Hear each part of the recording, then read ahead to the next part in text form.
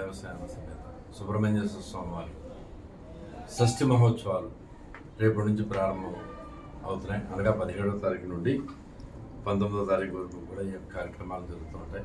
ఇందులో భాగంగానే రేపు స్వామివారిని చేసిన తర్వాత 19వ తారీఖుని మరి సామూహికంగా మనం యథావిధిగా ఇదివరకు ఎలా చేసుకున్నాం అలాగే అందరూ కూడా సామూహికంగా స్వామివారి కళ్యాణం ఏర్పాట్లు చేయడం జరుగుతుంది.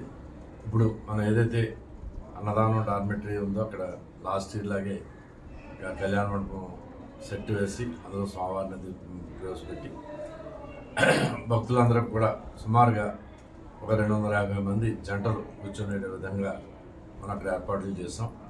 అలాగే వారికి ఇంచుమించుగా 2.5 గంటలు ఆ టైంలో ఉండడానికి వాటర్ అన్నీ కూడా ప్రొవైడ్ చేస్తాం జరుగుతుంది.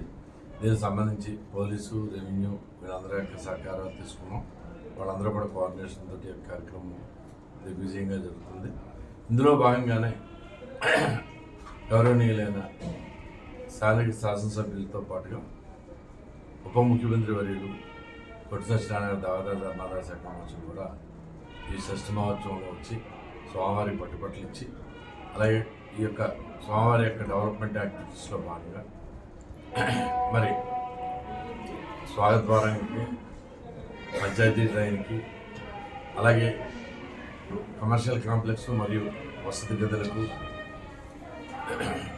అలాగే కంప్లీట్ అయిన డోనేర్ అభివృద్ధి శంకుస్థాపనలు కొన్ని ఓపెనింగ్స్ చేయడం జరుగుతుంది.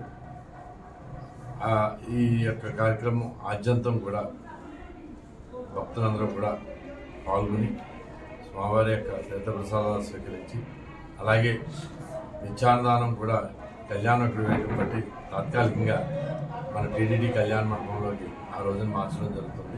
ఆ రోజున కూడా సామూహికంగా అఖండ అన్న సమారాధన ఎంతమంది అయితే వస్తారో భక్తులందరికీ కూడా అక్కడ ఏర్పాటు చేయడం జరిగింది. కావున భక్తులందరూ కూడా వచ్చి స్వామివారి తీర్థప్రసాదాలు స్వీకరించి స్వామివారి కళ్యాణోత్సవంలో పాల్గొని తదుపరి స్వామివారి దర్శనం చేసుకుని తదుపరి స్వామివారి అన్నప్రసాదం స్వీకరించి స్వామివారి ప్రభుత్వ పాత్రలు అవుతారని మీ ద్వారా భక్తులందరికీ కూడా విజ్ఞప్తి చేస్తున్నాం. అలాగే మీడియా మిత్రులందరికీ కూడా విజ్ఞప్తి ఏంటంటే సహాయ సహకారాలు సంపూర్ణంగా ఇచ్చారు. రేపు షష్ఠి విషయంలో కూడా ఈ యొక్క సహాయ సహకారాలు మా దేవస్థానానికి ఇచ్చి ఒకవేళ ఏదైనా చిన్న లోట్లు ఏమైనా ఉంటే మా దృష్టికి తీసుకొస్తే డెఫినెట్గా ముందుగానే మేము సరి చేసుకుంటాం.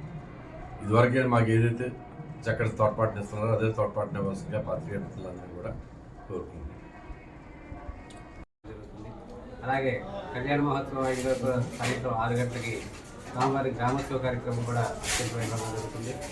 అలాగే చివరి రోజు అనేటువంటి మంగళవారం రోజున వసంతోత్సవ కార్యక్రమం, అలాగే సాయంత్రం పూట 7 గంటలకి స్వామివారి పుష్పశయ్యాలంకరణ ప్రత్యేక సేవ కార్యక్రమంతో స్వామివారి షష్ఠి కళ్యాణ మహోత్సవాలు విజయంగా జరిగి స్వామివారి తీర్థప్రసాదాలు స్వీకరించి భక్తులంతా కూడా విధిగా వచ్చేసి ఈ 3 రోజులు కూడా 17, 18, 19 కూడా వైదిక కార్యక్రమాలు కూడా యథావిధిగా ఉదయం 6 గంటల నుంచి 12 గంటల వరకు కూడా స్వామివారికి బలిహరణ కార్యక్రమాలు, నిత్యహోమ కార్యక్రమాలు జరుగుతూ ఉంటాయి.